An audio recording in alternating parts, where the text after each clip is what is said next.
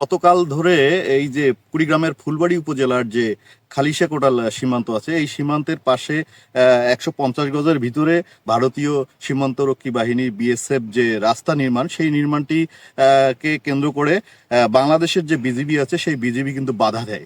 বাধা দেওয়ার কারণে এখন পর্যন্ত সেই কাজ বন্ধ আছে। গতকাল 12টার দিকে একটি পতাকা মিটিং হয়, সেটিকে অপেক্ষা করলে 5টার দিকে আবারও বাংলাদেশের বিজিবি সেই বিএসএফ এর সাথে কথা বললে তারা একটু শান্ত হয় এবং কাজ বন্ধ রাখে। আজকে কিন্তু শুক্রবার 11টার দিকে আবারও কোম্পানি কমান্ডার পর্যায়ে আজকে আপনার আবারও পতাকা বৈঠক হয়। চলুন আমরা একটু বিস্তারিত এলাকাবাসীর কাছে শুনি।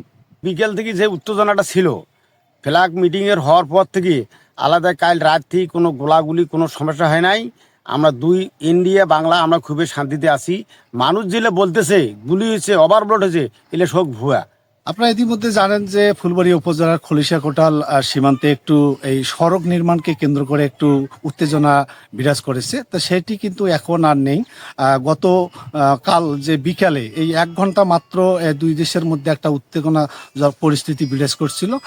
এটি নিয়ে পরবর্তীতে আবার একদম শেষ বিকালে দুই দেশের মধ্যে একটা পতাকা বৈঠক হয় এবং পতাকা বৈঠকের মাধ্যমে এই খলিশা কোটালে শান্তি ফিরে আসে। এবং পাশাপাশি আজকে শুক্রবার একটি সকালে আবারও কোম্পানি পর্যায়ে পতাকা বৈঠক হয় এবং পতাকা বৈঠকের মাধ্যমে এই দুই দেশের যে সৌহার্দ্যপূর্ণ যে পরিবেশ সেটি কিন্তু ফিরে এসছে। আর এই পতাকা বৈঠকে যারা নেতৃত্ব দিয়েছে সেটি হলো মেঘনানের কুটি ক্যাম্পের এসি সুনীল কুমার এবং শিমুলবাড়ি ক্যাম্পের কোম্পানি কমান্ডার নরেশ চন্দ্র রায়। এবং তারা জানিয়েছেন যে আগামী 13 তারিখ একটা ব্যাটালিয়ন পর্যায়ে এই পতাকা বৈঠক হবে। এই পতাকা বৈঠকের মাধ্যমেই আসলে মূলত এই সড়কের নির্মাণ কাজ হবে কিনা সেটি জানা যাবে। এলাকার গণ্যমান্য ব্যক্তি, স্থানীয় বাসিন্দার এবং একজন গণমাধ্যম কর্মীর সাথে আমরা কথা বলে যেটি জানতে পারলাম যে এখন এই এলাকার পরিস্থিতি সম্পূর্ণটা আপনার শান্ত রয়েছে এবং শান্ত পরিবেশে তারা বসবাস করছে।